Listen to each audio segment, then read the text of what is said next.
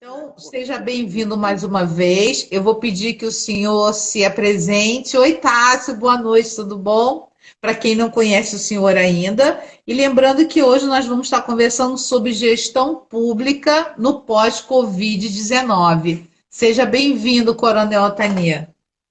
Muito boa noite a todos. É um prazer muito grande estar aqui com você mais uma vez para falar de um assunto que tem tudo a ver com o nosso município, que é a questão da gestão pública após o Covid-19.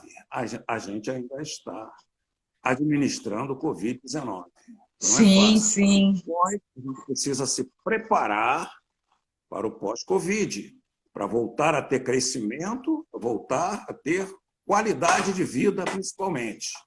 Sim, Preparei aqui sim. um histórico de início de 2020 para cá, para que a gente possa se embasar bem aí com relação a esse assunto. Uhum. No Brasil, 2020, a gente passava... Eu vou carregar depois, se tiver, se cair, eu tiver Uhum. desse coisa, eu carrego. Em 2020, a nossa economia não estava sólida. Uhum. E aí o governo federal ele via ressurgir sinais de crescimento. Anunciavam esses sinais de crescimento. A expectativa de crescimento do PIB era de um movimento de recuperação mais sustentável. Em março chega a pandemia. Muitas autoridades, na verdade, já tinham conhecimento da pandemia, né? Uhum. Que iria aqui. Isso muito foi divulgado. Então, chegou a pandemia, originada pelo novo coronavírus. Esse movimento quedou a interação de pessoas, Sim, sim. famílias, os amigos, os locais onde eram frequentados, já que a ciência mundial ela difundia que a diminuição de contágio estaria condicionada a um isolamento ou uma quarentena numa situação mais grave, né? Isso é distrito a todos os países acometidos pela Covid-19. No Brasil, nada diferente. Nossa economia ficou hibernada, ficou congelada, Sim, sim. estagnou. Sem esse alimento, que a economia dá a todas as políticas públicas, elas enfraquecem, elas falecem, elas ficam descontroladas totalmente. Sim, Isso sim. trouxe problemas financeiros, Uhum. sociais, sanitários, uma série de problemas. E a nossa geração, hoje, nós que estamos aqui, não estávamos acostumados a receber isso.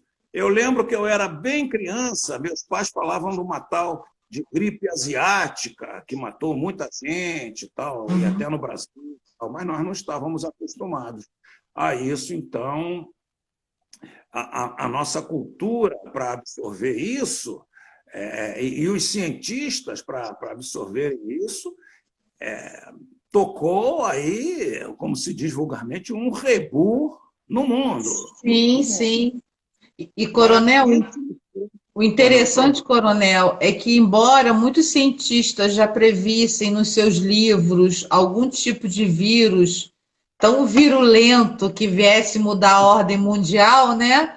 Mesmo assim, a população do mundo, né, os países não estavam preparados para isso. A gente viu claramente que a falta de protocolos para lidar com os primeiros casos, né, e para se descobrir até como o vírus funcionava, fez com que o mundo todo virasse de perna para o ar, né? Não foi uma situação só do Brasil, mas foi uma situação mundial e ainda está sendo uma situação mundial, né?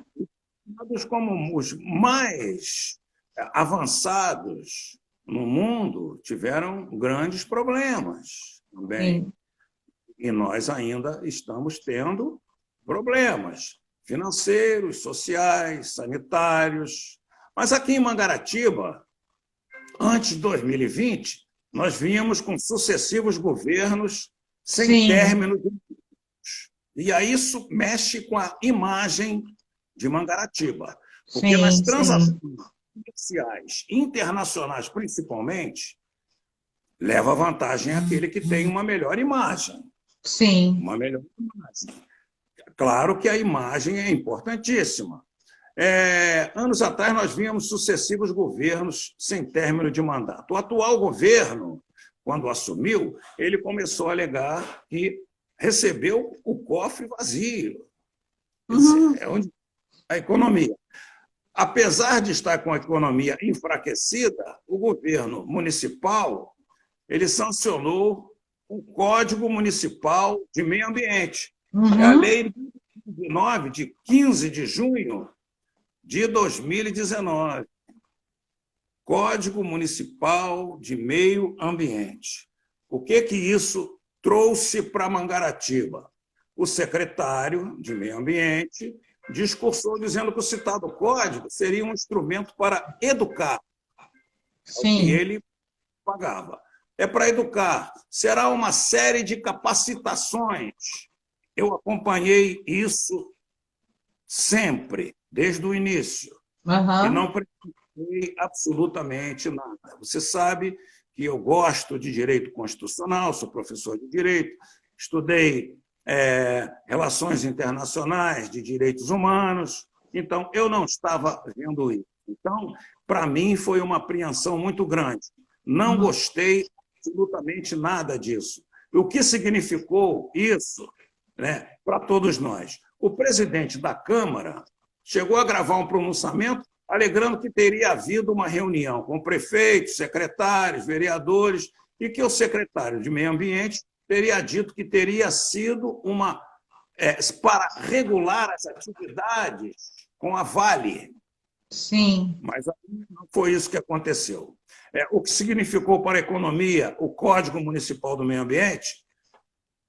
Toda lei, de um modo geral, tem a chamada facultas legis. Lá embaixo, quando termina a lei, ela dá um período para que as entidades, o comércio, possa fazer o seu chamado reordenamento da lei, possam se adequar. Não se faz uma lei da noite para o dia, está valendo e sai multando todo mundo. Sim, sim. Isso é uma irresponsabilidade, né? Justamente o que fizeram, Regina, eles não fizeram isso na lei, não colocaram tal lá de facultas as leges, e o reordenamento jurídico passou a ser validado.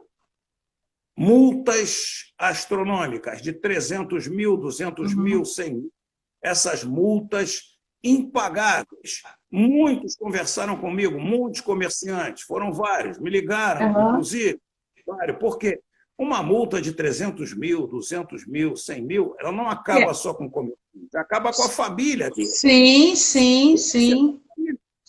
Agora, Coronel, o senhor, pelo que o senhor está me falando, assim, a gente está falando dessa questão do pós-Covid, mas que levanta as dores que a gente já vinha vivendo antes da Covid. O que a Covid está fazendo é que durante essa pandemia ela está fazendo com que a gente elabore melhor o que a gente já vinha vivendo, esteja num lugar confortável, inclusive, quem não está nesse governo, para rever tudo que está errado e refazer da forma correta, né? Porque todos os traumas, todas as coisas feias, ruins que estavam embaixo dos panos, elas estão saindo que nem rato do esgoto, né, Coronel?